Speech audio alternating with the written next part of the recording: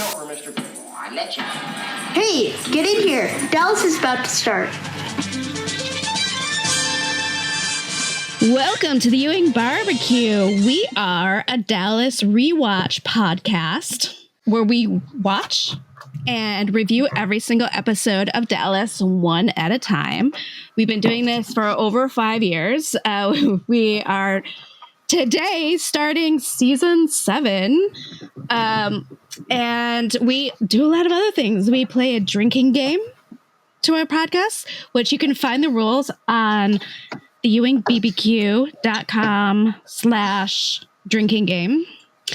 And you can check out a lot of stuff on our fancy website, ewingbbq.com. So can we buy you a drink? My name is Mary, but first I want to introduce, we have a new person on our podcast. Woo! We have a new podcaster. Sarah's not here tonight, but she's still Sarah here. Still She's with with us. us. She's Yes. still our podcast mate. She's not here tonight. Where is she, Josh? Sarah is at the Takapa Resort. She's at the Takapa Resort. Yes. Okay. And also we have, welcome, Brad. Hello, everybody. You might have heard me before. We did the season finale, and you guys, we talked over the summer, and now here I am. So, yes, and I want to reiterate member of the that, podcast. yes, Sarah is definitely still going to join us because I'm not going to let her just like slack on her responsibilities. She's not, I'm not a replacement. Sarah's Downerine. Yeah, I'm not a replacement. Not She is definitely coming back. She's doing fine. We want to She's bring in a definitely male not voice. chained up in my basement. Yeah, we did need a little bit more dude. But I'm Brad. So. Right. Yes. And you joined us for some of our DOA episodes this summer that are forthcoming. Yeah. Yes. Yeah, we've got a couple interviews in the tank that we're going to release. We talked with I don't know if I should say who, but people I never thought we'd get names in a million years. We'll be releasing those. And when you guys started this 5 years ago. Yeah. That was like my high, like maybe if we do this podcast, can you imagine that we could get so-and-so on? And then it happened. And I was like, I need to dream bigger. Well, we had a great time in Hollywood or Burbank, and because of you guys, I've been able to further that and chat with, those big names, which we will release those videos soon and the podcast soon. So it's a dream come true for me too to talk to those people and to talk with other Dallas fans. So here I am. Yay! Thank you. Welcome. And and Mary. And we should mention our correspondent who's not with us, who's done wonders for us over the summer, Jana Tim, who used to work at Southfork. Yes, Jana Tim is now officially our Southfork consultant. Yes. And we're going to be adding her to the website soon and maybe have her come on occasionally. She loves it. To talk about things. She loves it. She loves jumping in. She knows a lot about Southfork, and she has a lot of passion that I love. So. And she knows some of the big social correspondents back in the day when Dallas was on down there, and might have some of them come on and just tell some of their stories about what the society and culture was like down there during the 80s. And right. Yeah. Because I feel it's a little bit different. Because we want to really try to branch off from, we want to add to just covering the episodes. We want to have, we're trying to be. Yeah, we're trying. Right. We're trying to be a little more interesting. We're trying, guys. We're trying. At some point, you're going to run out of episodes. So we got to, have something to fall back on. I mean, not for like several years, honestly. Like we have years to go. But when we get to the end, we still want to be able to provide some content. And when we have to slog through those like last seasons, and we're going to be like, oh my God. Don't let Cherie or Kathy hear you say that. But also, Josh and Melanie, you haven't introduced yourselves. Oh, shit. Melanie, you go first, because you're wearing that Blossom hat. Everybody knows them.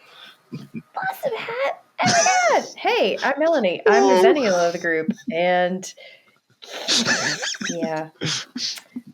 Anything else? My bio's on the website. What do we do all summer while we're talking? Just very Oh yeah. What we did the summer reports. That's a whole other podcast. It is a whole nother podcast. I went to a lot of concerts. I saw Chappell Roan twice, one time front row. That's never going to happen again because she's so huge now. I went to, huh? I said, good for you, though. Yeah, we had like VIP tickets because it was before people even realized who she was. And so we had like a meet and greet beforehand, and it was really awesome. That's awesome. I just saw Bikini Kill, and I saw a bunch of just great bands. Same. And I started, also a little plug, I started my other business this summer.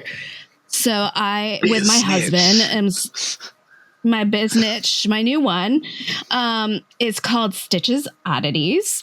And we curate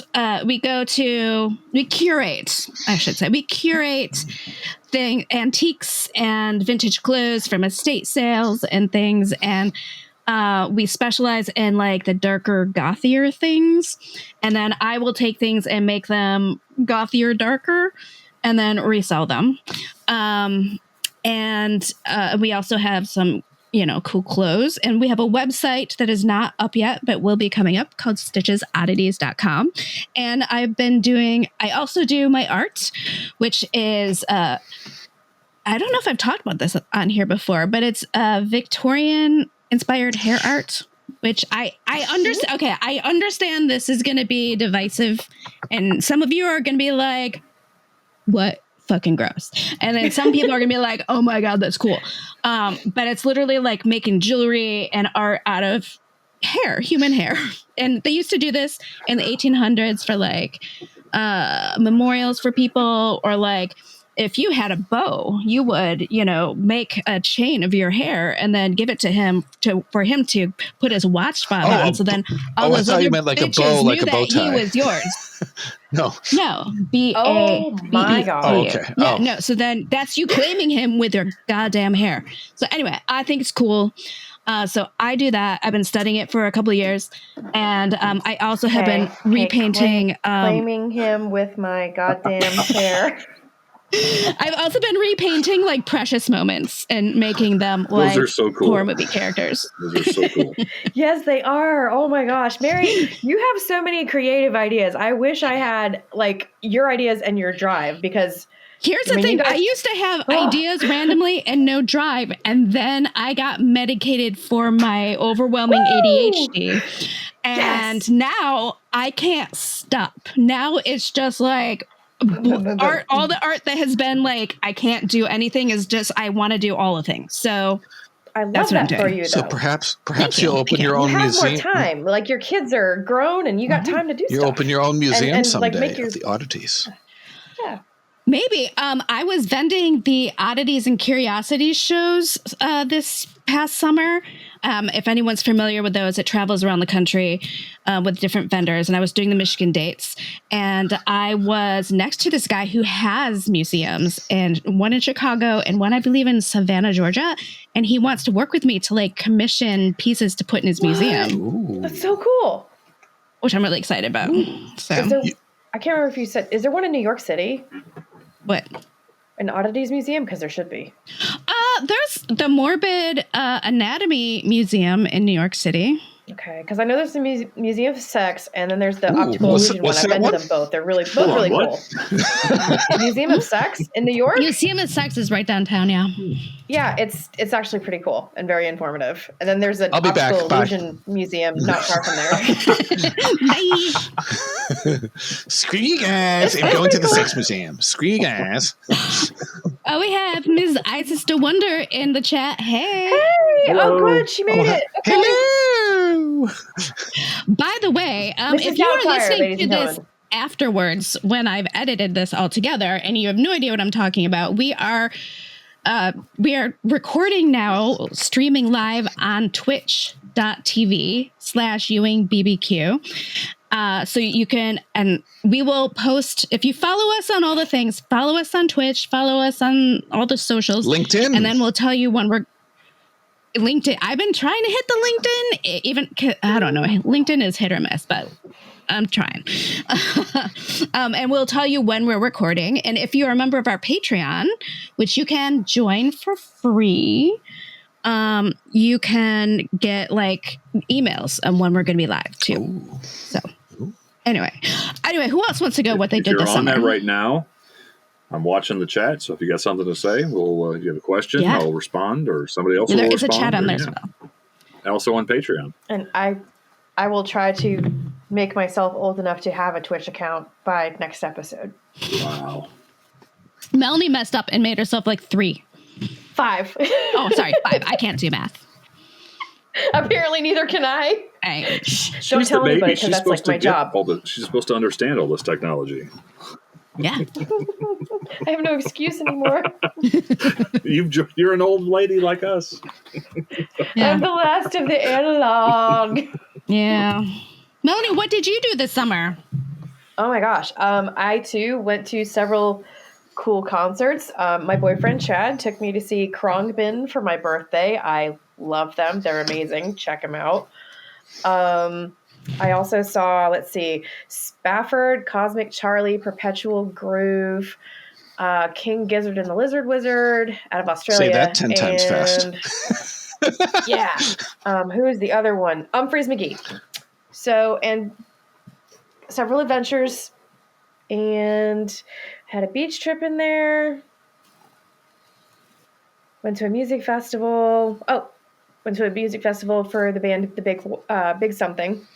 Their festival is called The Big What. And I have upcoming plans to take the cats and move in with Chad and his 2 cats. Yay! So, yay, yeah, it's going to be... Congratulations! Thank you. Probably like January or so, but it's kind of You're a big making deal. me feel so old. That is a big deal. Huge first for me. So old because I'm so excited about going to see Billy Joel and Sting in 2 weeks, and you're talking about all these I've never heard of. Either one, Mary, Melanie, either one of you. I have no idea about anything. You don't know who Chapel Roan is? She's like huge right now. Never heard of them. I okay. saw Eric Clapton I will last send year. you a little video. You said Billy Joel and Sting? Billy Joel and Sting at Busch Stadium. I live in St. Louis, by the way. Which is not far from Michigan. I need to come up and see Mary's, her show. Oh, yeah. when Billy... I want to say out of all the ones I named off, I think that Khruangbin is probably the most mainstream that you'd hear in like coffee shops or something. Just because or lounges, I've heard them everywhere. Go to the drive-thru I've heard people. Okay. I've never seen Billy Joel, and that is a bucket list one for me because I love old school Billy Joel. Well, we saw him here 6-7 years ago by himself, but yeah, he's coming with Sting this time. Like, come on.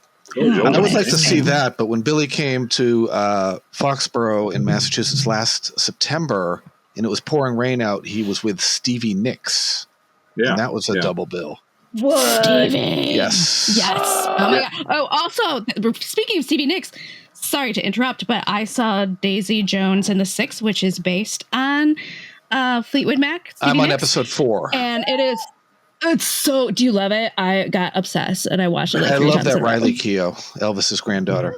I love her too. Like, I knew I probably would because she's Priscilla's goddamn granddaughter. But I was just like, I love it. It's so good. Mm-hmm. I just finished the episode where they brought the Six together with her in the studio. That's the one I just finished. But then where they finally meet? I had to finish Falcon Crest. Thank you, Brad, for telling me that it was streaming on demand now instead of. I'm here for you. Thank you. And for everyone out there, Dallas related, Knots Landing is now streaming on demand, and that plays into what Lindsay Bloom's husband, Maeve Nutter, was telling me in Burbank about how they were approaching him about music rights for the streaming last spring. Right. Yeah. And nobody on the Knots Landing forums believed a word I was saying. They said Maeve Nutter doesn't know what he's talking about, blah, blah, blah, blah, blah.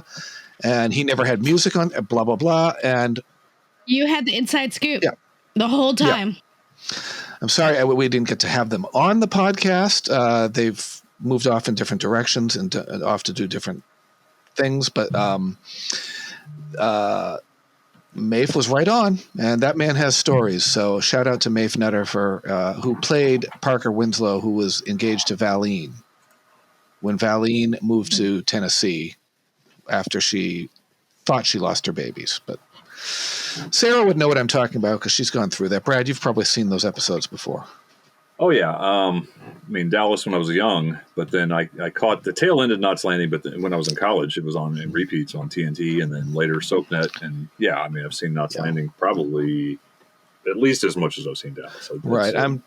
It's a different kind of show, but it's also watch it. I've never seen it. So, Mary, I'll tell you where to start. Don't start at the beginning because you'll be like, oh, it's okay. Because those are the ones I originally watched when the first 2 seasons aired on TNT in the 90s. And those are the only 2 on DVD. It was slow. You want to start right about the time that actually, if you pick up in the dual episode when Gary gets his inheritance, when they read Jock's will, and just pick up from there and go to the end, and then you can go back to the beginning if you want to. But for sure.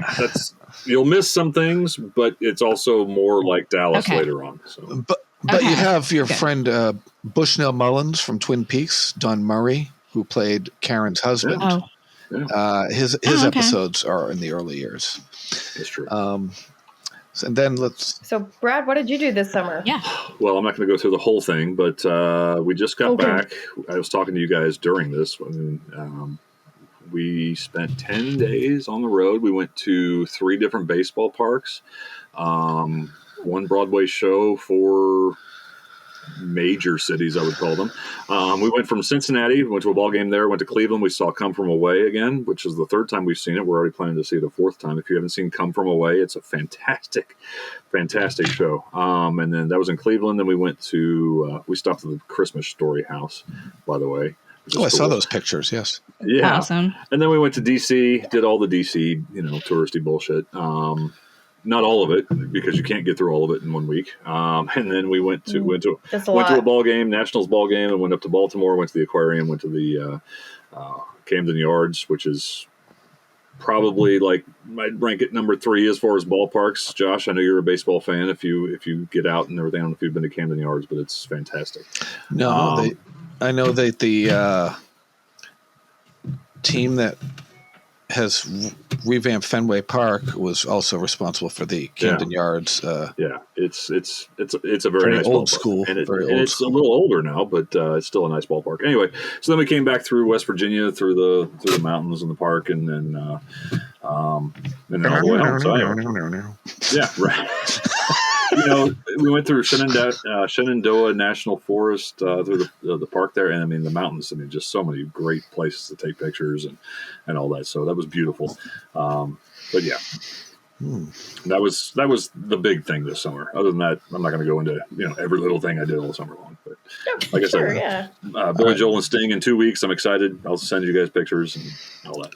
Awesome. I'll do just a very quick fly through. Saw the Rolling Stones, and Mick Jagger can still move for 80 years old. 3 weeks later, saw Roger Daltrey from The Who, and that man still has the voice of someone in his late 40s. And you're plugging up and coming. Are these artists that you were seeing, Mary, up and coming, or are they just established in a different genre? Or I mean, I think probably a different genre than you listen to. Bikini Kill is from the 90s. They're a riot girl band, and actually it's they are now popular. That most people didn't know who they were in the 90s. And I don't know if you've heard of Kathleen Hanna. She's kind of become probably not. But Bikini Kill, they have a song that you've probably heard called Rebel Girl, because it's played a lot in movies these days. But that's the kind of music I listened to in college, which was basically just girl punk bands screaming about the patriarchy. That was kind of my shit in college. Valid. And then Chappell Roan is actually, my husband got me into her. She just got big. And she's way more pop than I would usually listen to, but my husband he realized, since I forced him onto Spotify, and because I was like, okay, because he was like, I don't pay for music, but whatever. So we have a family plan. He finally listens to Spotify and they figure out exactly the music that you like and they give you more of that. And so he now knows all the music he likes are basically like lesbian or bisexual girl pop. And I was like, tracks. Okay. Right. Okay. And so like Chapel, she is gay and she has a song that's really popular right now called Pink Pony Club, about dancing for the first time at a gay club and feeling like, oh my God, this is the best thing that's ever happened in my life. And she's really fun. And she's blowing up big time. Like Adele has been talking about her on stage saying like, oh, like I'm obsessed with her stuff. So you gave me a song to download last year called Casual. Casual. I did download. Chaperone Casual is the one that drew me in. I was like, okay, It at the time it resonated a little too much. At the time. Anyway, moving on. Okay, so I'll give a quick music plug for a younger artist who was on Ellen when he was 6 years old, Quinn Sullivan from New Bedford, Massachusetts. He was opening for Buddy Guy when he was 13, and I saw him several times this year. I think I have 4 more concerts with him this year, including this Friday night. He goes on stage with Carlos Santana. He's only 25 years old now, and he's in the Buddy Guy documentary, The Torch.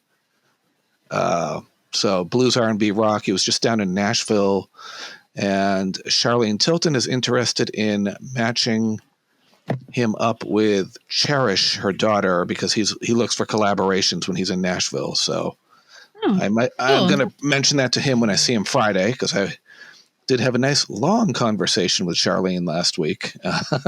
And like 3 hours, right? 3 hours, 20 minutes, and 47 seconds, according to my phone. But who's counting? Who's counting? My phone is counting. T-Mobile is counting.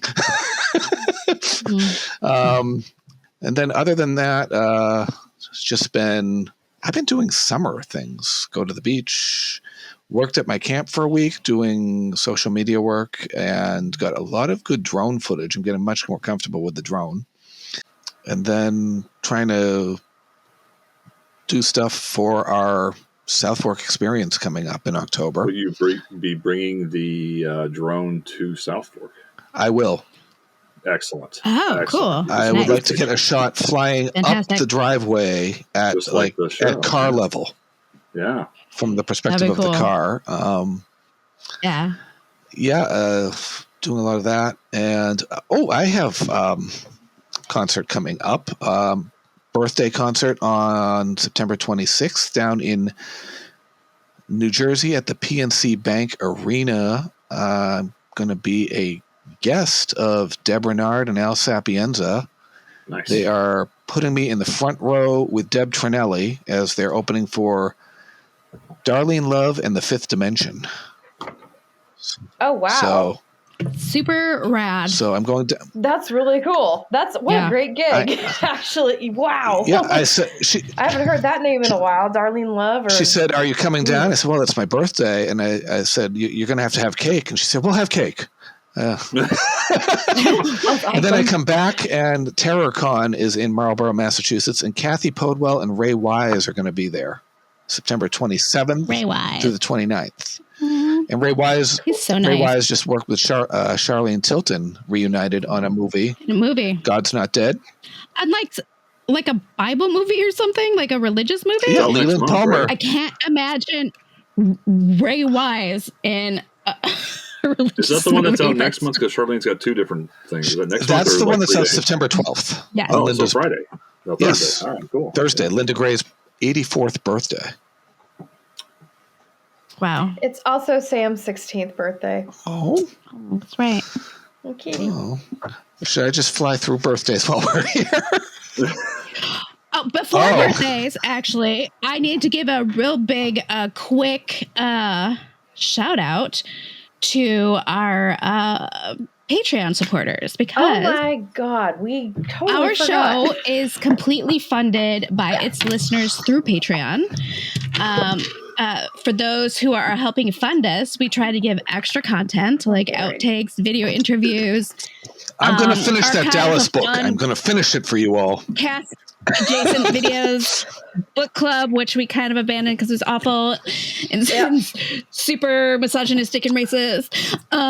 And some of our notes from the first few seasons. Honestly, like if anybody wants our notes in the future, just let me know. But don't know that you do. So my handwriting would be a punishment. So I type mine. So anyway, so I would like to give a shout out to our current paid supporters, who are Brendan Fillick, Captain America, Carrie Carver, Amy Hara, Brad Mulholland, Marie Johnson, Michael Jung, Jason Carter, Jennifer Indelicato, Laura Bernheim, Carl Reinsch, Anita Wren, and Kristen Carlano.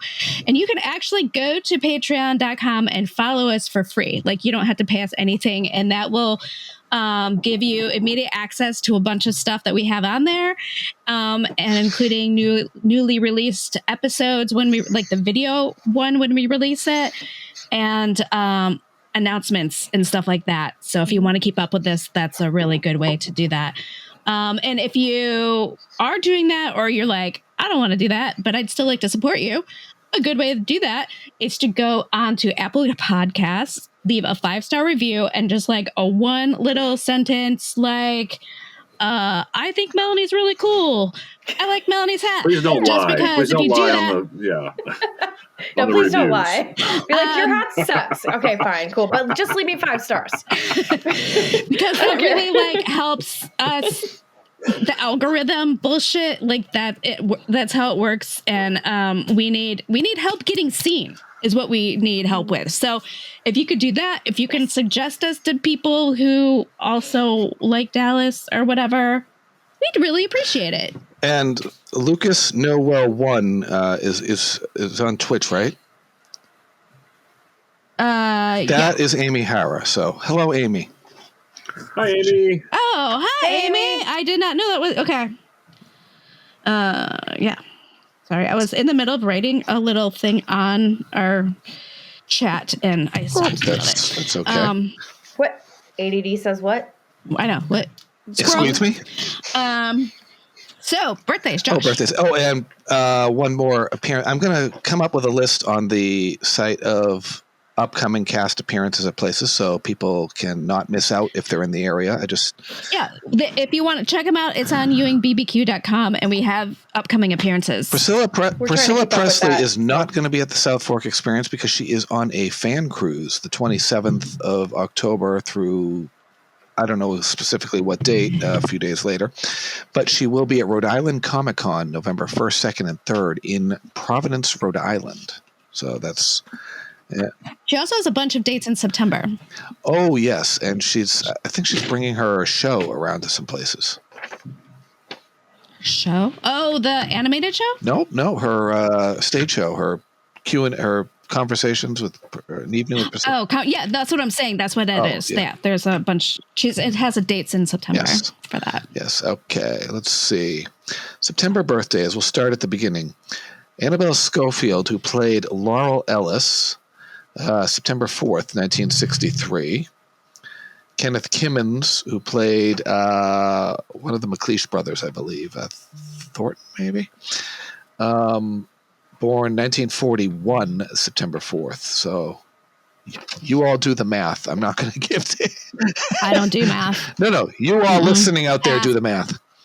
Yeah. Listeners, 1944, 80. Yep. Oh, right. Yeah, that makes sense. Okay. No, I guess that would have been 1941. 83. Ben Piazza, who played Walt Driscoll, I also called Ben Pizza when I was little. He died September 7th, 1991. He also played Dr. Josiah Bartlett on St. Elsewhere. That's another story. September 9th, which is the day we're recording right now, Julie Gonzalo, who played Pamela Rebecca on Dallas the continuation. 2.0. Yes. Dallas seasons 15 to 17. Yes. As Patrick calls it. She's 40. She's 43 today. Peyton E. Park, who played various roles on the show, because a lot of people turned up in minor roles here and there, including someone that you'll see this season turned up for the first of 4 different characters in a scene in Billy Bob's harassing Jenna Wade. Coming soon. Yes. I'll give you a clue. X-Files. Our beloved Linda Gray has a birthday on September 12th. Queen. The Queen. Thursday. She turns 84. That's ridiculous. But she's really only 42 for the second time. Truth be told. Her TV sister, Mary Crosby, 2 days later, 1959, so she will be 65. That's right, Mary Crosby. September 6th. It's crazy to me that there's 19 years between them because it's just crazy to me. Okay. No, like Linda, they look like they could be like sisters just a few years apart. Well, it's because Linda does not age. No. She does not age. She's of the same school as Donna Mills. They don't age. And like, it doesn't look, she's not gotten any major work done. No. You know, she just looks good. She just looks good. Good genes, eats well. Probably stayed out of the sun except for when she was filming. Her gratitude walks that she goes on every morning. Gratitude. I mean, honestly, like that mental stuff, I think it's underestimated. Oh, it is. It is. You have to de-stress in this world, and there's a lot of stress. What we need to do, and Charlene loved this quote I came up with last week when I was talking to her. I said, we need to, much like our carbon footprint, we need to reduce our negativity footprint that we are putting out into the world. Our footprint of negativity. Yeah. So, that's true. Shalane McCall, 52 years old, on September 16th. Oh, my God. Morgan Woodward has the same birthday, different year. He played Punk Anderson. He was born just a little bit. Yeah, he would be 99. 100? 99. 99. Okay. Yeah. No, the only 100-year-old is Priscilla Pointer. Right, but he would be because he's dead. So, but I figured he'd be in his hundreds. He came really close. An older gent. He was around a long time. Yes. That's all I'm going to get into for now because we have things to talk about. All right. Yes, because we are about to start the 1983-1984 season, which is now called season 7. It used to be called season 6, but because of DVDs, it's changed. And Brad, you have some fun facts about that season? Yeah, I just wanted to take a quick look back. I thought it'd be fun to look back at the 82-83 season because obviously Dallas should have won all of the Emmys. But it didn't. Okay. It only won 1 Emmy. It was their second Emmy win. They won for Outstanding Achievement in Music Composition for a Series. Dramatic underscore. Really? Yes. And that was for Bruce Broughton for the Ewing Blues. I forgot to look up which episode that was, but hopefully somebody can look that up. The Ewing Blues was the episode that he won an Emmy for. Outstanding Achievement in Music Composition. They also were nominated for Outstanding Film Editing, Fred W. Berger, for Ewing Inferno, which was the episode the last episode. Gerald Immel for Knots Landing also was nominated for music composition. Obviously did not win. So they won 1 Emmy and they were nominated for another for that season. But I thought it might be interesting to look at what other shows were going on at the same time, just as a point of reference. So we'll do comedy first. We won't go through all the categories, but the best or the Outstanding Comedy Series Emmys, Cheers won in its first season, which was not well watched in the first season, but they won for Outstanding Comedy Series. Also nominated that year was Buffalo Bill. They were actually canceled and then brought back. Yeah, Buffalo Bill, which was a summer series starring Dabney Coleman. MASH. In its final season was nominated. Newhart, also in its first season, was nominated, and Taxi in its final season was nominated for that. Interesting. Nice. Best directing. they call it outstanding. Outstanding director, Jeff Bleckner won for Hill Street Blues. Also nominated was director from Fame and The Mississippi. Writing, this is interesting. Outstanding writing for a dramatic series, David Milch won for Hill Street Blues. All 5 nominees came from Hill Street Blues. Of course. I've never watched Hill Street Blues, but because it was past my bedtime, but it seems like it was a favorite of critics. And it was where Barbara Babcock, who played Liz Craig, was doing dual duty, and when she won her award, they said, "Well, we can't keep you on Dallas anymore. Now you're too big," and that was the end of her. I'm a Hill Street Blues fan. I haven't seen all of it, but it's one of those that I really enjoy. Okay, so Outstanding Supporting Actress went to Doris Roberts for St. Elsewhere. I know that Josh is a fan of that show. Also nominated were Betty Thomas for Hill Street Blues, Christina Pickles, St. Elsewhere, Barbara Bosson for Hill Street Blues, and Madge Sinclair for Trapper John M.D. There's a show I love Trapper John M.D. Yeah, in a while. That's a show I used to watch on reruns a lot.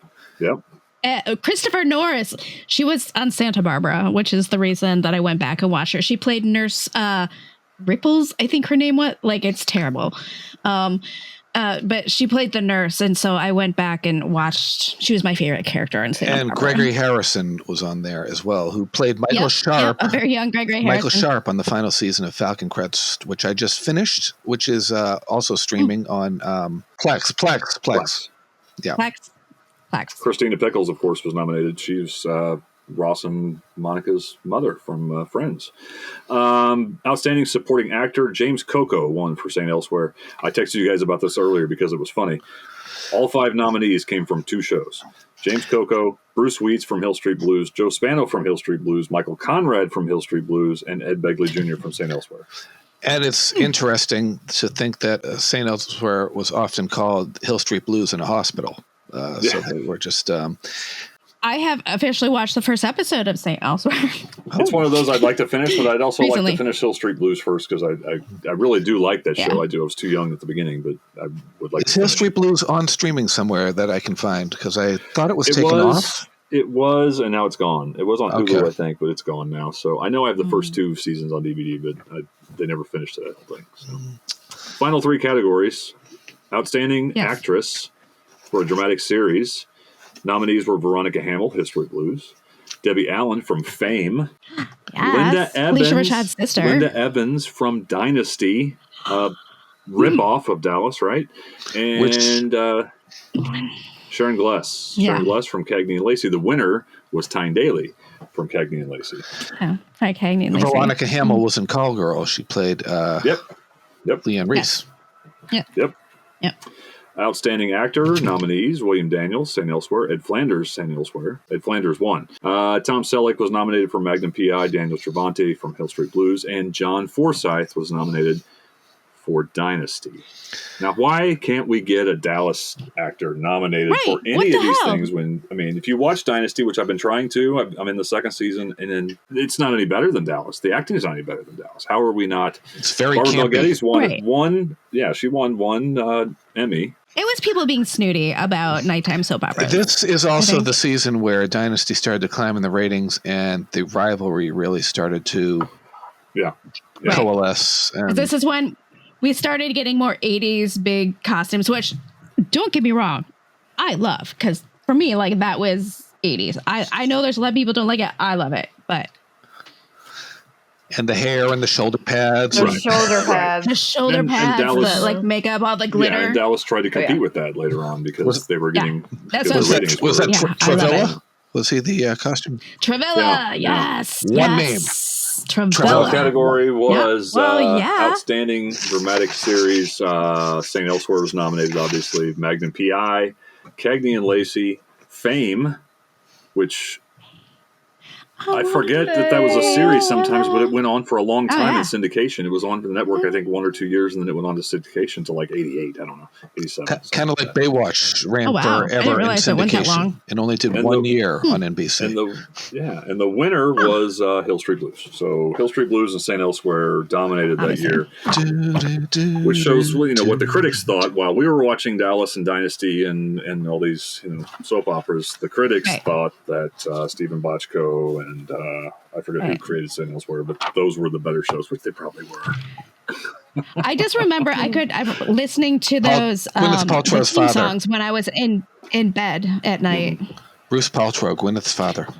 Anyway, that's my contribution to the show, and I'll see you guys next year. All right. Thanks. Tonight, we are talking about Season 7, Episode 1, Episode 132 of the series, The Road Back.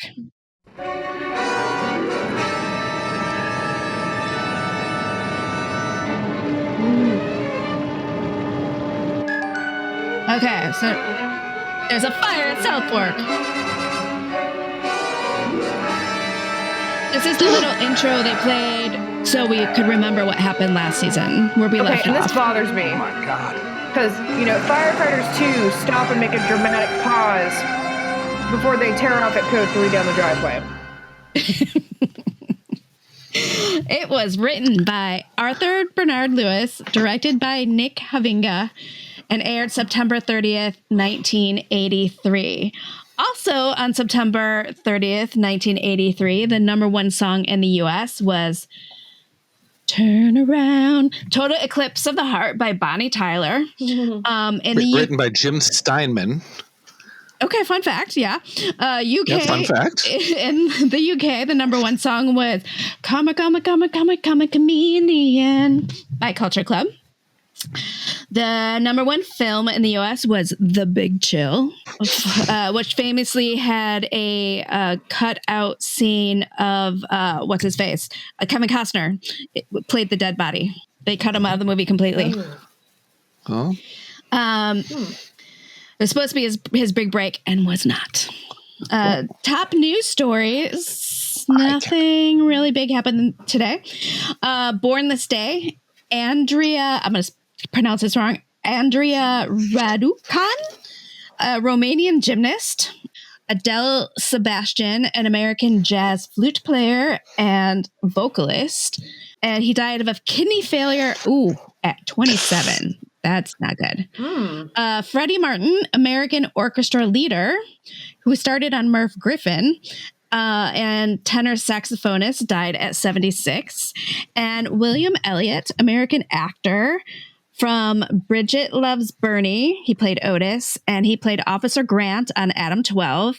And he is also a jazz drummer, died at 49. So young. Which we would have thought was old then, but now we know is super young.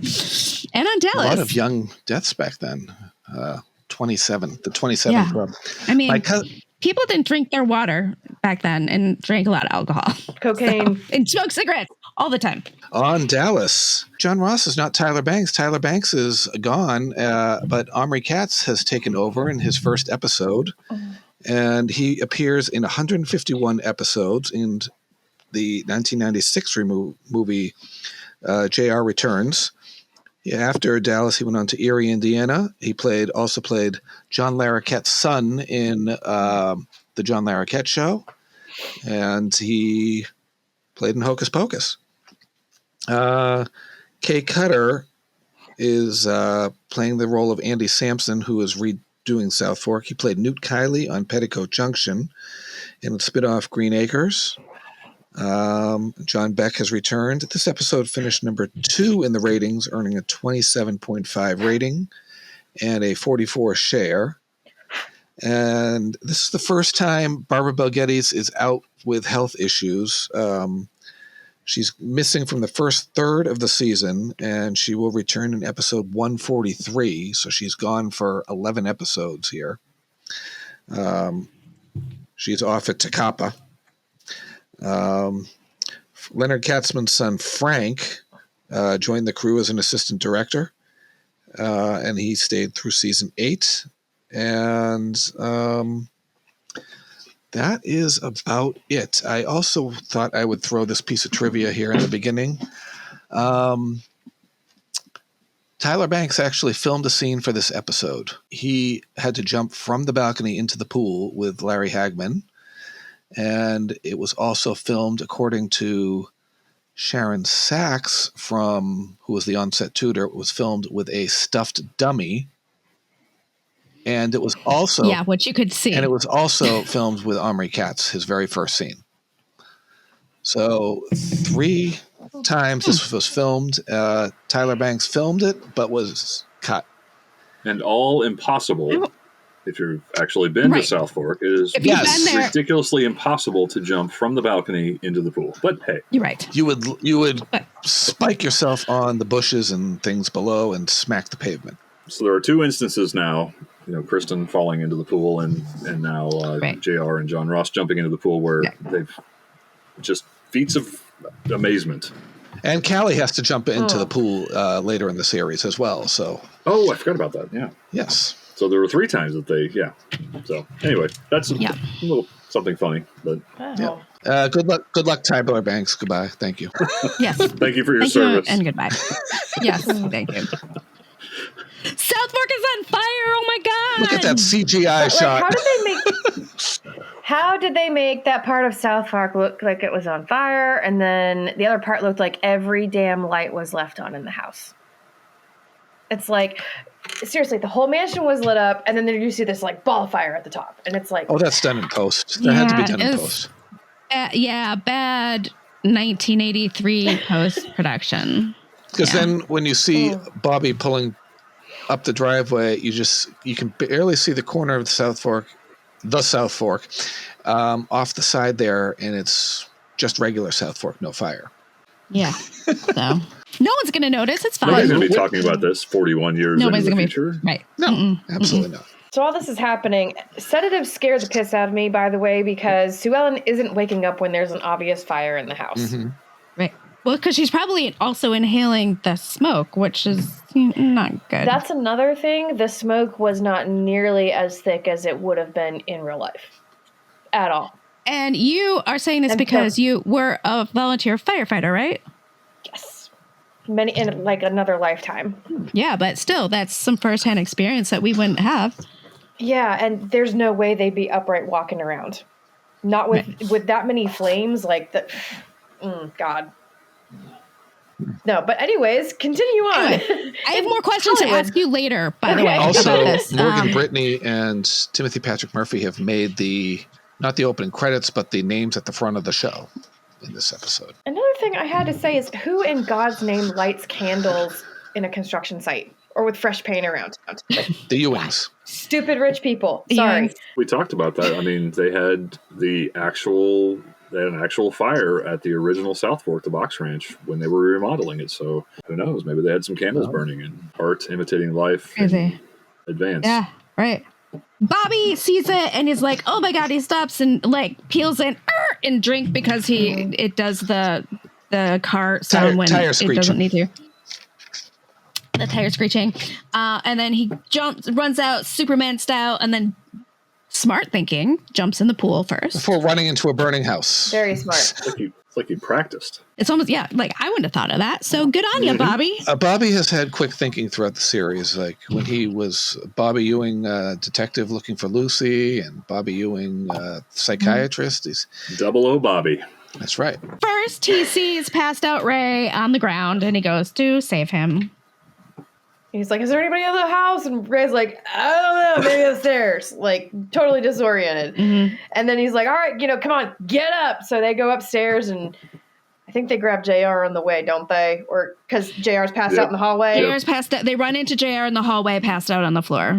Get him outside. Mm-hmm. Ray goes for John Ross. Bobby goes for Sue Ellen. They all get on the balcony. John Ross, who is, you can see that it's literally like a stuffed doll. You can see the stuffed doll. It's funny. It's hilarious. But yeah, and then Sue Ellen's just like out of it. And, was it? Okay, so then JR decides that they've got to jump in the pool. They have to jump, even though like you can hear the fire trucks, like they're pulling in.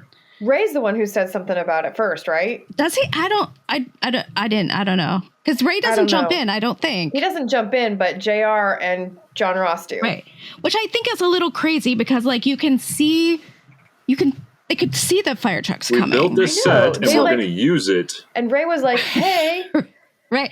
Like, seems like that would be really dangerous to do with your child, you know? Oh, sure. 100%. I don't know. I would freak out. I would like to ask Linda someday what it was like playing dead weight like that.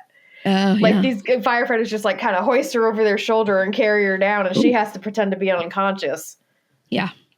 So everybody's on the ground. Here comes Donna. There's Ray. Ray and JR start going at it.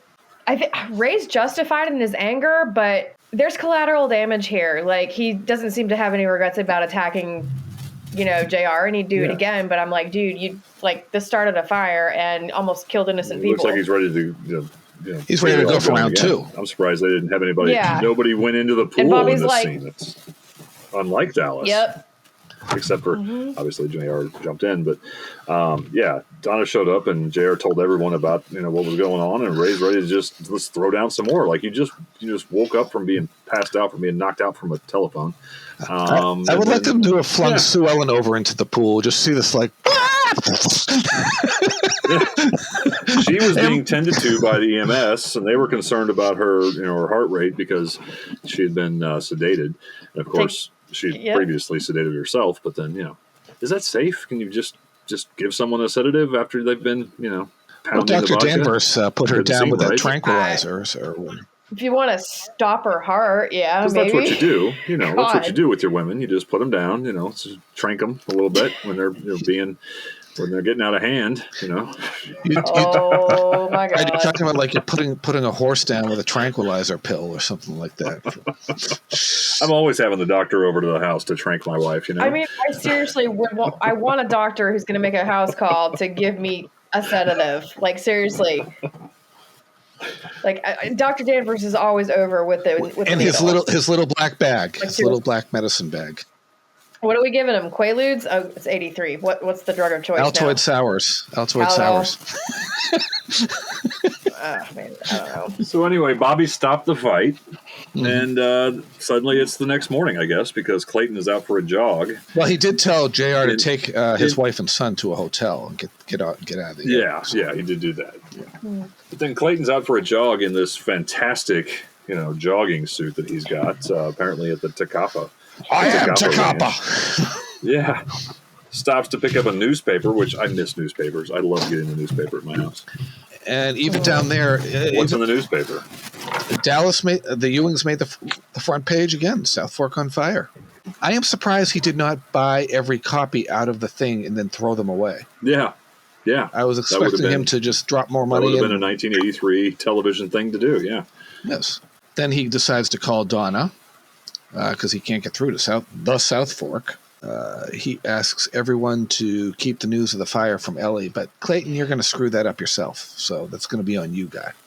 And I noticed for the first time in this episode, and I noticed a lot in this season and a lot in season 9, not so much in season 8, and somebody who's a lighting expert could probably explain this a lot better than I could, but it seems like they're using like more light through the windows than they are lighting inside the room. And somebody, like I said, maybe can explain what's going on here. But as you watch this season, notice how the lighting is different from previous seasons. And I remember visiting the set of Dallas. I think I know. Yeah. On the new show, and we went to the sound stages, and they were definitely lighting from outside in through the windows. Through the windows. It looks like it's coming in through. It looks more natural than right. And they had a matting actually on the new show where if they lit it a certain way, it was the same matting. It was daytime, and if they turned the lights around another way, it was night. So they had it was a unique thing that they. Saves a lot of time. Yeah, that's all I had for that scene. I am Tecapa. Like that. Yeah. Tecapa Resort. I was like, wait a minute. Ellie would never want to go there. No, she obviously wasn't in her right mind. And right. That's mean to take her there. I think Clayton didn't know. Maybe he didn't know. But I'm gonna spoil something from the new series.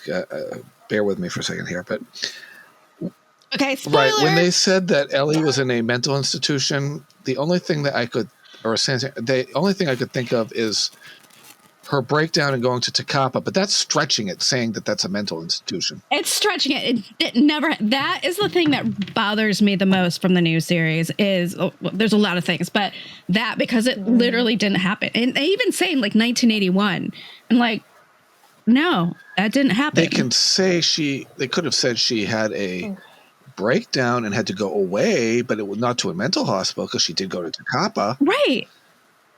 Right, which is a freaking Thank resort. You, Cynthia Cider. Cindy Cider. Woo. Like, it's on DVD. Damn it, we can go check. Mm-hmm. You know? I like that Clayton's going to keep the news from Miss Ellie because otherwise, a doctor is going to have to show up with a sedative, I guess. All the sedatives. I want a doctor who brings me sedatives. Dr. Danvers is going to fly down there with his little black bag. More sedatives. That's what this show needed. More sedatives. And there would just be so much less drama, and then there wouldn't even be a show. No. Right. Everyone would just be asleep. Then it would be the Brady Bunch. Everything was resolved in 22 minutes. The Brady Bunch. They don't need to chill the fuck out. So, put down the alcohol. Are we now with JR and family at the hotel suite? Room, yeah. Yes. The fancy suite of hotels. The quorum. Where they even over the quorum. Okay, the quorum. I didn't have that written down, but I did write down that overnight they got I hired a nurse with like a uniform. Which Sue Ellen we learned fired. Right. You're fired. Get me some booze. She's like, I called off your watchdog, and he was like, she was here to make sure you didn't have smoke inhalation, but okay. But all right. And she goes, oh. Well, she's like, well, I thought I was in the sanitarium at first. And he's like, yeah. I would never do that. And she just looks at him because like, we all know that he did and would. So monkey see, monkey do, monkey repeat, rinse and repeat. Yes. So she asked him how the fire started, and Ray came looking for trouble. Yeah, she's like, Ray? I'm sure you had nothing to do with it, asshole. Right. He doesn't just come and start fire. One note though, back the fire before Ray came in and started the fire. When they were Raymond started the fire. Notice how Bobby or nobody. They didn't know that Teresa or Raul had left. Only JR knew. But nobody asked if Teresa or Raul was out of the house. Oh, they don't give a shit. No. They're a dime a dozen. Yeah, they don't care. As I was saying before, I think we were saying at the last episode before of last season, like that started so quickly after they walked out of that room. So Raul and Teresa are going to a movie. They had to be like still in the driveway at least when a fire started. Yes. And they would have had to notice that.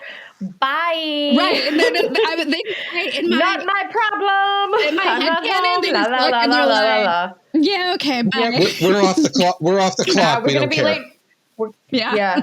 Fuck you guys. Not my problem. Not my circus. Not my monkeys. We're going to go catch this movie now. Bye. Mm-hmm. We're going to go watch The Big Chill. Bye. Bye. So, let's see what else we got here. There's a knock on the door, and it's the rack. Some lady with like a rack of designer clothes from the boutique downstairs. From the boutique, yeah. It's like, we left without anything, so you're going to need a whole new wardrobe. So the hotel has a boutique, and apparently last season we learned that Dallas Memorial has a hairdresser's shop, so Sue Ellen could have her hair done before leaving the. This is quite fascinating. Yeah, so they come in, and then Bobby calls and wants JR to come over to the house so they can talk. And then Sue Ellen tries to order booze, but they tell her, no. But right when JR is leaving, he says, I'll be back. She's like, what did she say? She's like, I'll be back as soon as I can. Don't remind me. Don't remind me. Oh, Omri. Little Omri. Hee hee. And they had to Yeah. age John Ross up because they wanted more dialogue for the actor. Yeah, no, and that is obvious now because the kid just keeps talking. Just keep like, hey, daddy, blah, blah, blah, blah. He just says like random lines. And that's the most we've ever heard a kid on the show talk thus far. Once he's been in a fire, he suddenly got a voice. True. So no liquor is allowed upstairs. Right. Swellen is pissed. Yes. Denied. So then Bobby at Southfork has brought over Mr. Andy Sampson, who designed From Southfork. Green Acres. The most dapper And he has like dressed contractor you've ever seen. Right. Well, would he also be an architect? Probably. Has he designed it? Yes. He's the architect. He's the architect. Yeah. His hands dirty. Because he came with like the blueprints, everything, and he's like, He had him in his file downtown. right. And he's just like, it's just cosmetic damage mostly because I built this so well. I fireproofed everything, and so only really are good. The second floor, which we're gonna revamp, is the one. And this is what I want to ask you, Melanie. So the fire started downstairs. Why would upstairs be worse with the damage than downstairs? Because Andy Sampson designed it to be fire. Just because is that a real thing, or is that because, hey, we wanted to remodel upstairs more? I think it was for storyline purposes, honestly. Okay, that's what I thought. But it seemed a little sus. Yeah, I mean, it depends on all kinds of different things. Airflow, flammable shit. But they also had like, weren't they painting like the whole hallway downstairs? They were doing downstairs because Sue Ellen threw that bottle of red wine at the wall. So there was. Right, so there's like wine and there's literally like fresh wallpaper paste on the wall. Like it seems like that would burn faster. There is no logical reason for me to see that anything other than the downstairs and the like staircase in that house would have like burned upstairs. That would have had to have the fire like that. I don't think it would have spread that fast. It would have had to have been an accelerant. Right. Somebody's trying to kill the unless, Ewings. Like somebody was upstairs pouring like lighter fluid in the hall, like. Right. But no, I mean that fire went up, made that house go up like that. Right. And Maybe I'm like, it's all the hairspray. Swellen does have a lot of hairspray. Maybe one of those people worked for Jeremy Wendell, and he sent them over to put some accelerant in there. I don't know. Oh, now we have conspiracy theories. Yeah, the world is full of them. It is Dallas. And Southfork isn't old enough to be like balloon construction that would kick up that hard either. I mean, and if I don't know what that means. Fire resistant materials. Oh, it's okay. It's complicated. Yeah, I don't even know how to define it. Okay. But I just know you just sound really smart right now. Southfork. I'm not. Basically, older houses tend to catch fire faster because of the building materials. Gotcha. Okay. Right. Because they've learned over time how to make things to withstand rapid fire burning. Yeah. Mm-hmm. Mm-hmm. And he says what they used to use in insulation and for mattresses and things like that. Shit that people still have in their attics. Oh, yeah. Right. And that was back in the asbestos days, too. Correct. Yeah, which isn't good. You don't like asbestos. No, you don't want to breathe that in. No, that's what killed my father. Oh, we had to delay our school opening my junior or senior year because of asbestos removal. So when the entrepreneurial business club had cups made, the saying was, "We're doing asbestos we can." Very, very, very tacky. I know. Thankfully, I was not part of that. But can I also say I would not walk on that staircase? Right. That's just me. Yeah, because that would be really rickety by that point, I would think. Yeah. I'm not surprised. Stable. Yeah. The fact that none of them put their foot through it when, they were walking on it. I mean, just, okay, we're talking about a set here. Right. I know, but still. You're sitting there critiquing all the a set that was specially constructed to burn. Right. But I am trusting them to make it as close to real life as possible, and they're not. But they did not think that we were going to be talking about this 41 years later. No. Heavy flame-resistant wood. But you know what? Say. They're very happy we are. Yes. So. Correct. Nerds. Hey, Charlene loves us nerds. Yeah. And then, so he says it's probably going to take like 2 weeks to get it back. No, and I was like, no. I thought it was the exterior that they were going to paint up quickly and get that. And then, because I don't know if they knew when Ellie was returning, but. No, he just said like, we can get this kind of looking like inhabitable within like a couple weeks. Inhabitable, but not finished. Right. But still, like as someone who's been having construction down on their cabin on and off for 10 years, get me that contractor because holy shit. Oh, that's a really fast turnaround. Yeah, but I guess maybe if you have the Ewing money and you're like, hey, I'm just going to... They're not exactly waiting for the insurance to pay out. Right. They're probably just like, let me go to the bank. Yeah, here, let me pay in cash. Get some cash. Yeah. Let me make it rain. Get some cash money, deal with the insurance later. Yeah, they're not reporting this to insurance. Yeah. No. Probably not. No. Yeah, one of the inhabitants throws a candle at the other one and, starts a fire. Yeah, we're not reporting that to insurance. JR and Bobby, like, start talking about it. Mm-hmm. And JR, it seems like he needed to have that jump scare because he starts reassessing, like, what's important. And he's like, I think we need to call it off. And Bobby was like... Are you serious? What? Excuse me? And JR's like, I mean, look around. Mm-hmm. Basically, like, this is destruction. We run the company together? Just the way Daddy wanted. Share and share alike. I mean it. A moment of sincerity amongst the ashes. Right. Few and far between, but it is one. Porn stash. And the messy baby. Porn stash goes over to Pam to tell her the news. I'm surprised she hasn't heard anything because she's too busy dealing with Christopher's mess that he made. What a mess. What a mess. Porn stash. And then... So Porn Stash tells Pam what happened at Southfork. She freaks out. She calls Southfork, and of course Bobby answers. Of course he answers the phone. Of course. And then she's like, "Hey, can you feed Christopher?" And he's like, "The look that Christopher gives Porn Stash is priceless." Oh, at the end of the scene, yeah. Like, are you kidding me? Are you kidding me right now? Twice he gives that look to him. I mean, I probably would too, honestly. You really want me to play with this little toy, whatever this truck is? I don't know. I didn't look that closely. Like, I don't. All right. Hey, Christopher, I'm Porn Stash. Do you want to know how I got my name?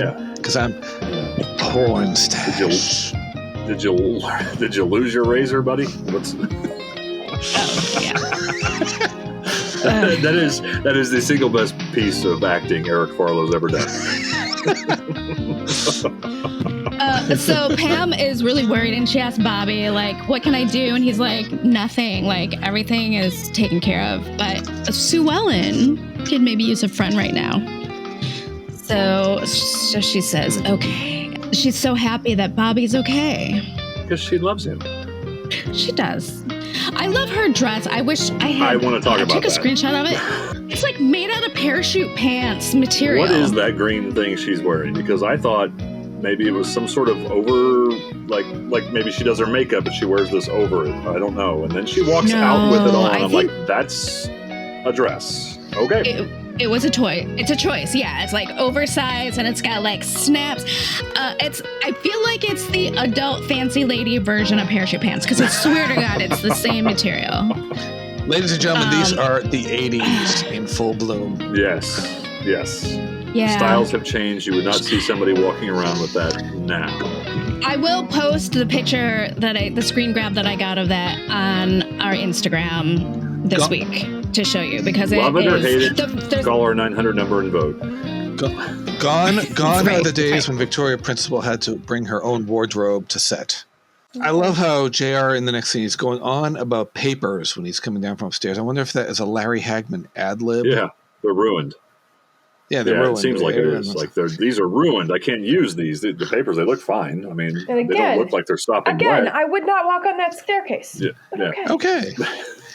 And if you wouldn't, and Larry Hagman weighs a lot more than you because he is a much taller, more filled out person, he definitely should have gone through the weakened floorboards. And you wouldn't walk on those stairs, so he shouldn't be walking on those stairs. Not just that they've been like burned up, but water damage. Yes. You know. But he's going on also about that hayseed ray causing that fire. Yeah, and he said some really classist shit. Okay. Those of you on the video chat, here is Pam's parachute pant dress. Oh, it kind of does look like a house coat. That's what I thought. I thought she's covering up while she does her makeup and robe. No, she's going to walk. She walks out of the apartment and then they go. Is it a raincoat? I don't know what that is. No, I think it's literally like a dress. I think it's a choice. I think it's a fashion choice. It hangs there. Wow. I don't know. It has that like fancy neck thing with the snaps though. Yeah. I don't know how to describe that. Can we find the costume person and ask them? No. Yeah. We have. I hope you guys notice the ultimate outfit coming up though. I can't wait to talk about it. Okay.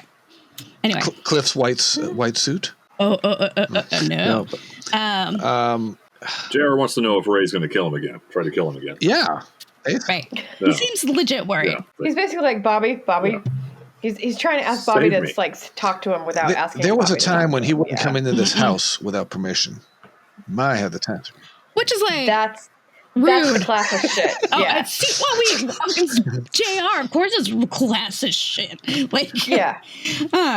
That's so classist. Yeah. Well, I mean, yeah. Also, I was going to say. Meanwhile, word of this fire has not even gotten to Lucy at all. She's in her own little world. Different show. Yeah. Right. Lucy's on a different show right now. She's on St. Elsewhere, Dallas. She's somewhere between Dallas and Knots Landing. She's like, yeah. The burned out shell of Southfork in this entryway just looks really sort of like a gothic haunted mansion. Ooh. It has that vibe, and I just want to say I'm here for it. And I want to subscribe to that newsletter and want that. It's the darkest I've seen Southfork since the first 5 episodes. Since the first, yeah, right. Yep. Yeah. Lady, you haven't got a chance. So Sue Ellen has a new plan. Mm-hmm. So she's like, all right, get the booze. I'm going to get a babysitter from the hotel because, of course, they have babysitters at this hotel and has a babysitter. And then she's going to go to the bar. Like I don't know what happened here, but on my notes app, I put Sue Ellen trying to sneak out and drink stuff.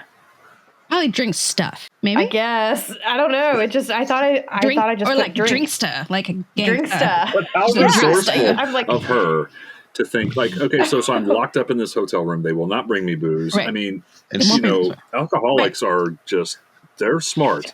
They're smart, intelligent people. Smart. They're like what can I do? They think outside the box and they say, okay, I'll just hire a babysitter to come sit in this hotel room and then I can hit the bar. With my son whose face and changed. With my son whose face has changed in the fire to a completely different person. She almost got away with it too if it wasn't for Pam, who stops by. And she's like, hey, I'm busy. I have to go run some errands. And Pam's like, yeah, let me help you with that. This reminds me of the first 5 episodes, Pam, where she was Pam knows all. Pam solved everything. Pammy. She knew exactly what was going down. And she's like, no, yeah, we're gonna go. Yeah, no, we're gonna go hang out together. And I'm surprised she didn't take her to the store. She might have. That could have been the store we see later. I don't know. Too high end. I don't know the store serving champagne. I don't remember the This store. could have been a different section of the store, like the VIP But they would have had the section. establishing shot of the store. They didn't do that. Yeah, that's they had true. another different Yeah. boutique. Yeah, this was the boutique. The boutique. So the next scene, you see Cattle and Ray saving a baby calf. Which was good because, in past seasons they might have to shoot the calf, but they don't. Right. Didn't they do? There was a scene like that, right? In this show? I believe it was the beginning. I think, because I was like, this reminds me, I think it's the beginning of Dallas the early years. Oh, okay. Yeah. I'm like, I know they've done something like where they had to like and they put a calf down have a subplot where like the calf or they had screwworm or something. Oh, yes. Yeah. The only things I know about farming. Yeah. You don't get that. It's not as fun to get that as it sounds. And we learn another part of the property. Instead of two-stick pasture, we have Missing River. Missing River, which I feel like comes up mostly in the 85 season, I believe. Comes up quite a bit. Yeah, so Bobby has come to talk to Ray, and he is in prime dumb cowboy Ray mode and doesn't want to talk about it. And Bobby's like, I just want us to make peace. And he's like, well, Gerald wants to make peace, then he can meet me to get his boots dirty and go have. And Bobby's like, okay, fine, I'll try to get him there. I'm not coming to that big Ewing house with all them Ewings. Right. Yeah. Dirty Ewing money. So then we cut to Ewing Oil. JR wants to have a meeting with Harv Smithfield, but he's out, so they're going to have to do it tomorrow night at 6. Catherine shows up, and behold, she has come to bring good tidings of great joy, which shall be unto JR in particular. For unto you declared recently in the city of Dallas a divorce, which is from Pam to Bobby. And JR was overjoyed. Time to drink. Thank you, Linus. Let me get you a drink. You have brought me the best news of 1983. May I just say that he's like, holy the shit. painting on the wall reminds me of the album cover of Synchronicity with the color scheme from The Police. If we can get you should have told me that I before. I would have looked. If we can get a shot of that painting, check it. and then I will get a shot of the Synchronicity album cover. Well, we can have a compare and contrast double thing on Instagram. Yep. We can post. Okay. So he's totally jazzed. He's like, I've been waiting for this for 6 years. Oh my God. Anything you want, Catherine, it's yours. And I can't wait for you to be my sister-in-law. Yeah. He's just gone ahead and gotten them married, because that's what you do. Yeah. And then that's the way it should have been to begin with. Everybody just and gets Bobby married. calls. And can I just say that the buzzing at the door in the hotel sounds exactly like the same buzzing sound that the phones make at Ewing Oil when the secretaries are buzzing in? It's like they use it couldn't possibly probably be the same sound effect. No, it could not possibly be the same sound effect. No. Oh no, not ever. They would never reuse a sound effect, or an establishing shot, 1983. or a setting. You're right. No. Good catch, though. That probably is. Bobby calls to get him to come to the meeting with Ray, and he's like, okay, he wants to meet in a pasture with cow dung. Fine, cool, whatever. I'll be there. How very Ray of him. And JR, right? How very Ray. and how very JR to pull up in his car. Right. Yeah. He would not get a horse. No, he would never go to the stables and get a horse and meet them. No, he'd just drive across the pasture. The last time he rode a horse was like 1978, and he's never. And was that then in Winds of Vengeance when they were riding around? Yes. A fantastic episode, by the way. Say his name, Brian. Brian fucking Dennehy. The only good thing about that episode. That episode is bad, but it's one of those that I love. I mean, it's pretty. I love it. It's pretty epic, but oh my it's god, so 70s, and I just love it. It's so. It's 70s, like I watched last god. week, and Josh likes to make references, but the Knots Landing episode where the biker gang invades the beach. It's so bad, but I love it so much. Just the Sue Ellen in the bathing suit singing people who need people. It's it's so upsetting. I hate it. And that storm, a hurricane coming. Please come on. Yeah, in northern Texas. Yeah. Right. Anyway, so immediately Ray wants to fight, and JR's like, "Look." JR dropped some truth bombs on them. truth bombs. He's spitting some facts, and this is where at the last minute, I was like, I want to make this into a rap song with JR. And then I was like, I don't have time to do that, nor have I ever made a rap song before. But if I can figure it out, I will do it at some point.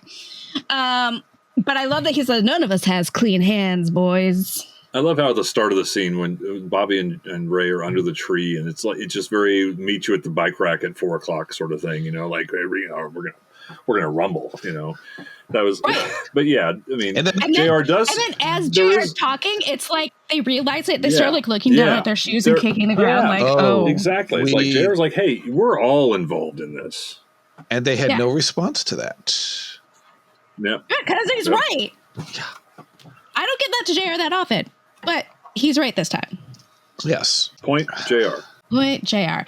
Okay, so we cut to Sue Ellen looking at outfits, which she's not really into. Madame Claude.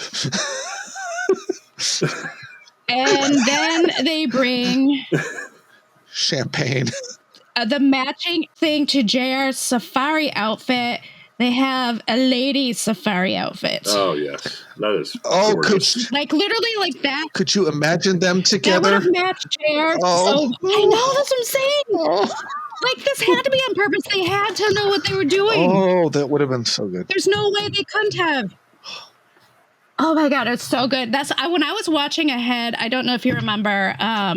Missed opportunities. I was sick with RSV and the flu like a year and a half ago. RSV? And I had RSV and the flu back to back. It was awful. It's when we went to Disney World and I got really sick. Like I was in bed for like 2 weeks and I decided to watch Dallas. So I was just marathoning Dallas on cold medicine. Oh, good boy. And I started with this season. I watched until like season 9, I think. And this scene came out and I would just start like messaging you guys and being like, oh my God. And they're like, what? How much cold medicine are you on? And I was like, you guys, there's a lady safari outfit. She was actually keeping the cold medicine company in business. She paid for their Christmas party that year. Yeah, it was bad. I was very high in the cold medicine. I just kept like messaging about like Jenna Wade and Lana Del Rey. You guys were like, I don't know what you're talking about. And this is where I say it was not the store because it was a different establishing shot and right. Fancier. Right. So Pam has obviously moved on from the middle class of the store because she's now Oh yeah. She's a bougie bitch now. Mm-hmm. It was good enough for her to work at, but not good enough for her to wear the clothes of. Sue Ellen starts drinking that champagne, though. Yeah, she's so disinterested until they bring champagne. Yes. And once they bring champagne, she's like, oh my God, like, no, we're staying. This is great. Pam, let's look at everything. And Pam's like, oh, God damn it. Which that will do because, champagne, I really wanted vodka, but champagne will do since the situation has changed. If there's... Right. She's like, I just need booze at this point. Alcoholic trope, yes. I can just give me anything. I'll drink anything right now, especially when it's free. Much to Pam's dismay. Yeah. And then we learned Clayton accidentally had the radio in the room and Ellie heard about the fire. Because that's what you do when you're on vacation. You listen to the radio in your hotel room. Right. Where they're talking about the Ewings. Right. Because the world revolves around the Ewings. And the doctor says that she needs to rest. Probably gave her a tranquilizer. Oh, no. He totally gave her a sedative. He said so. Did he mention that? Okay. So, there again, we got to... Yeah, of course. Of course. And this is where probably Cynthia Sider extrapolated that she was in a mental institution and just made up her own story from that. And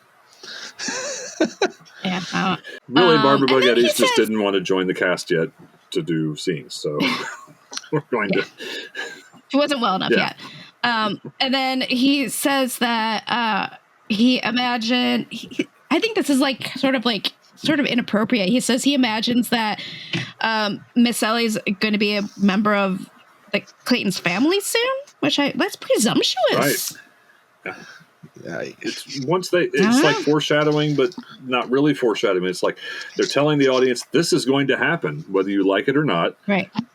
Clayton is a thing now. So we're getting you used to the idea. Yes. And thank God we liked. Yeah. I mean, imagine the show. We're dropping breadcrumbs, as it were.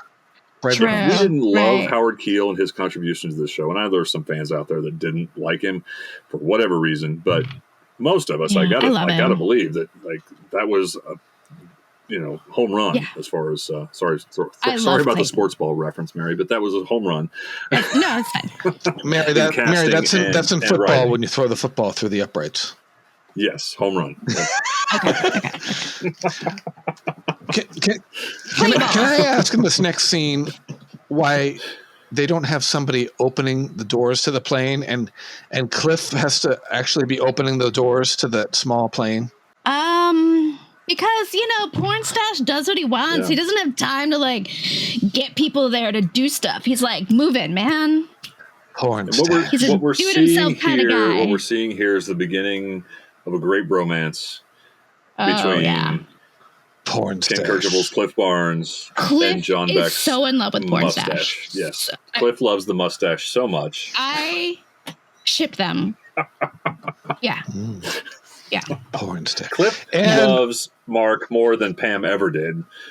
Oh, 100%. Yes. And He gets so much more attention to Mark than any of his girlfriends on any of the maybe they seasons. should have gotten together. I mean, That's what I'm saying. I totally in ship them. I think they would have been 2024, great. they would be a couple, yes. They would, yeah. Mm-hmm. They would have. So anyway, they've been jetting around. They've been jetting went around, flying. and basically then Porn Stash starts having an anxiety attack about his relationship with Pam. And he's just like, but she's going to go back to Bobby now. And she's going to because the fire's going to bring them together. And Cliff is like, no, girl. Calm down. It's going to be fine. it's going to be fine. That divorce is going to go through. I promise you. They're not getting back together. So Porn Stash calms down. It's only in the heat of the moment of the aftermath of the fire, in which the other pun that Porn Stash made earlier was, well, my plans just went up in smoke. Literally, when he said that to Christopher. I missed that pun. God It damn was very punny. It was very punny. So Donna meets Ray and Bobby at the bar where they're kind of sitting around being like, oh my God, maybe we're a little bit to blame. Yep. Yeah. This is filler. This is a filler scene. We're all just going to get together and just we're bad people. Bobby starts off by updating Ray about where Ellie and Clayton and blah, blah, blah. Blah, blah, blah, blah. Big exposition scene. Catching the audience up, yeah. Yeah. Rebuilding the Southfork is going to be easier than rebuilding Mickey's life would be that easy. Donna's just happy at least they're getting, the bros back together. This whole thing. Yep. The boys are back in town. Something I noticed this in this scene and the scene at the ranch right after the fire when Donna shows up. She's very, very hands-on with Ray. She's just kind of just very showing a lot of affection to him, but hands on the chest in public, it's fine. As we all do. A little PDA. I think they wanted to emphasize that 2 marriages may have been on the rocks, but this one was solid. Yeah, solid, yes. Yeah. And Donna's really going out of her way to be like, I am here for you. And Ray's not even looking at her at all. No. In most cases. He's mad at himself for being a dumb cowboy. Yeah, I know. Mm-hmm. Dumb cowboy. And you dumb hotel people, no babysitters, no booze in the room. Yeah, JR's pissed. Come on. Yelling at the staff. You guys, no more babysitters. No, she was fine, but no more, and no booze. How can you let this happen? Exactly. Come on. She's a drunk. Well, Joan of Arc would have been a drunk if she were married to him. Swellen and Pam walk in, and Swellen is wasted. I spent a lot of your money, and he's got a lot of money to spend. Woo-hoo-hoo. She's 2/3 to 3/4 in the bag, yeah, but she's still with it enough to notice the conversation that happens after. She can at least have a conversation, but she's totally. Yeah, she had a lot of champagne. And what she hears, JR and Pam going at it about, snaps her out of it. Yeah, right. Because so they start fighting, of course, because it's Pam and JR, and he's blaming her. She's like, "Are you kidding me? Like, if it wasn't for me, it'd be way worse." And then JR is like, "Well, you know, Bobby had his hand in this too," and she's like, "Don't try and blame Bobby for your situation here and all this stuff." And he drops the truth bomb on them about Bobby's involvement, Bobby's and Ray's involvement and all this, and Walt Driscoll. And who happens to overhear that? Swellen. And she said, at that moment, she changes. She's just like, "It wasn't my fault." Sobering but she's moment like, "Girl, you were still drinking and driving." But okay, right? It was your fault, but it wasn't your like the guy it wasn't completely your fault. Hit your car. But you probably shouldn't have been. It's one of those. You probably would have crashed into a fence post or something, and not. You're going to crash. You were going to hit something. Right. Yeah. Everyone would have been fine. Or Mickey might have stopped her. Yeah. Who knows? Right. But yes, everybody's complicit in this horrible accident that has. And she's mad because she now thinks that JR has been keeping. And that he only from found her. out that that's what caused the fight. Right. But he's the boy who cried wolf, really, because he's like, "No, and she's like, "No, like you always lied to me, and you've lied to me about this too." Right. So you lie too often, you're not going to be believed when you tell the truth. So, JR, that's on you, bro. Yeah. So then Clayton, next scene, it's a restaurant. Clayton flies into Dallas to have an in-person meeting in a restaurant at a table with JR and Bobby for literally 2.5 minutes. Food. Yeah, nobody has lunch. Nobody eats. No. Nobody orders anything. It just gets out There's and some walks. pastries on the table, but nobody touches them. Yeah. This couldn't have been a phone call, and they're like, "You can," and he's like, "No, it's your mama." But it's literally 2.5 minutes. Like JR when he drove out to the missing river and dropped a truth bomb on them. Yeah. Right. It's like, because we're not going to have 20-minute scenes like we would in a movie. We're going to have, these 2.5 minute bits. Right. We got to move it along here. Move it along. Right. But he explains that, like, basically, like, Ellie is out of it and she cannot be contacted by her family.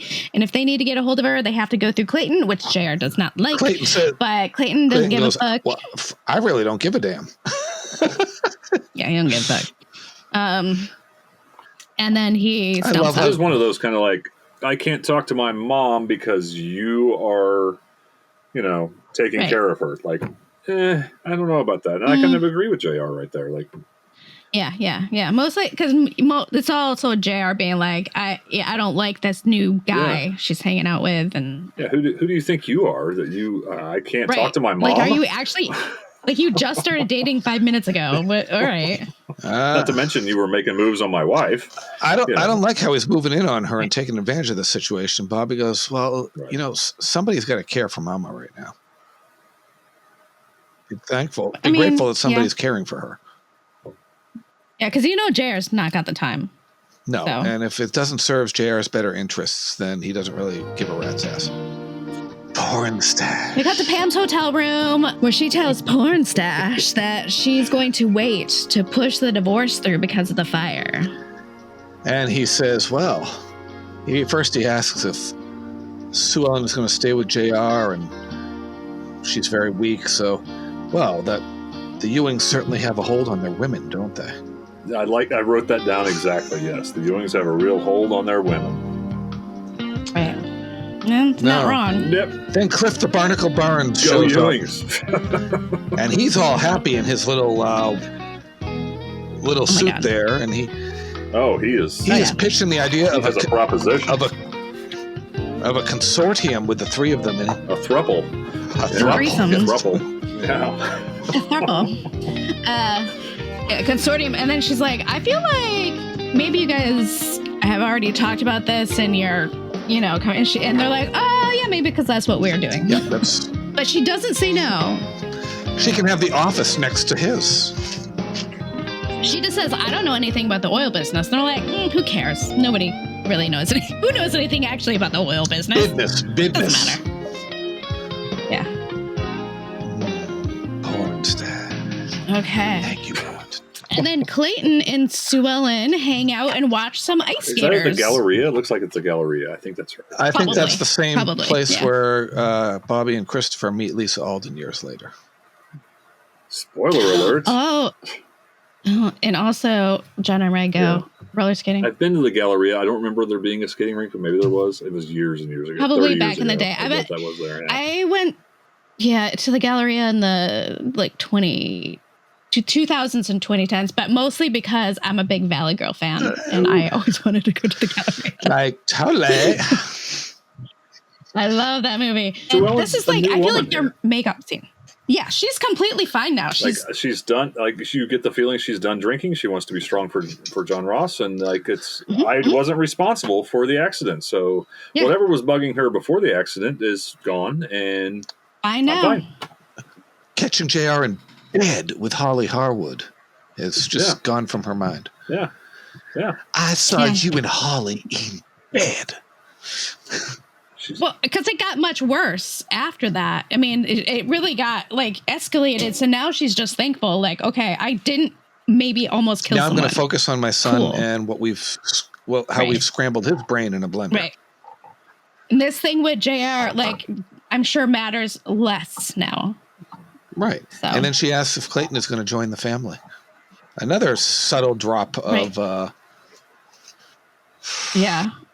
And she's, I always thought you'd be a great father-in-law, one way or the other. I'm going to get you one way or the other. And then quick scene, Dallas Memorial, Mickey wakes up. We got to have everybody in. Yeah, everybody's got to be in this episode. So here's Lucy and Lil and Mickey. Real quick. Yeah. Michael. And then Michael. But something happened. So, I can't. Yeah, it was something finally. Yeah. And then Ewing Oil night, JR and Bobby are meeting with Harv to draw up an agreement to split the company and end the contest. But there's a big but here. But that's a big denied. Boys, I can't end this contest. It would violate the terms of Jock's will. And this contest is up 1 month from today. And whoever has greater assets will own 51% of Ewing Oil. Yep, he cannot draw up a document to negate the will. The contest must finish out, and you've got a month. So stay tuned, Dallas fans, because this is the final scene of the episode. We got to make sure you watch next week. And or at least in a month. And then freeze frame. Scene. And it is Bobby and JR. So we just drink once because JR is in it. Mm-hmm. So I give this 4.5 bourbons and a ladies safari outfit. 4.5 bourbons and something other than that damn safari dress. Good God. Brad, let's hear what you have to say. I didn't write it down originally, but I was thinking about this episode. I thought it was kind of weak for a season premiere. I'll say a 4.35 bourbons. And if you don't like that, you can meet me at the bike rack at 4 p.m. or under the tree in the Ewing pasture. Up at Missing River, yes. Yeah. I'm going to give this I'll stick with the 4.5. It had its moments and setting the table, as I say, for the next season, which I'm buckled in. We're all buckled in for here, aren't we, folks? And I'm going to give it a stack of newspapers with the Ewing Oil, the Southfork fire on the front page that Clayton should have really taken and disposed of. I don't know. Awesome. So, well, join us next time when we talk about Season 7, Episode 2, Episode 133 of the series, The Long Goodbye. Oh, no. Oh, shoot. Let me start that again. Audio.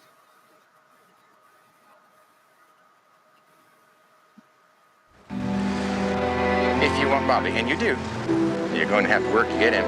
We can't let those two get back together now, can we? JR is never going to let there be any peace in that family until he controls Ewing Oil. If you even think about going back to Bobby Ewing, then you should be committed. I'm giving you exactly what you've always wanted. You can come and go as you please. Just stay away from me. I want to talk. Nothing you have to say is important to me. Are you afraid of me? Bobby and JR and Pam should just screw. That's a big no from Pam. Pam just wants him to get out of her life. That would have lost the audience, I think, faster than having a whole season be like, I don't know, a dream. Yeah, what? That's crazy. What is this, Newhart? Come on. Rest in peace, Bob Newhart. Thank you. Thank you, everyone, for joining us. Check out our website, ewingbbq.com, for all things Ewing Barbecue. And if you want and it has all of our social links on it, or you could just check out your show notes, and those also have all the links for all the things. Until next time, bye. Y'all come back now, you hear? Thanks, dudes. See you later. Thanks for hanging out with us. The Ewing Barbecue Podcast is a Stitches Creative production. Produced, edited, and graphic design by Mary Louise Hutter. That's me. Social media by Josh Eilberg and Brad Mulholland. Our Southfork expert and behind-the-scenes helper is Jana Tim. Please check out our website, ewingbbq.com, for all things Dallas and Ewing Barbecue related. Copyright 2024. Sit, Bella Lugosi, sit. Good dog.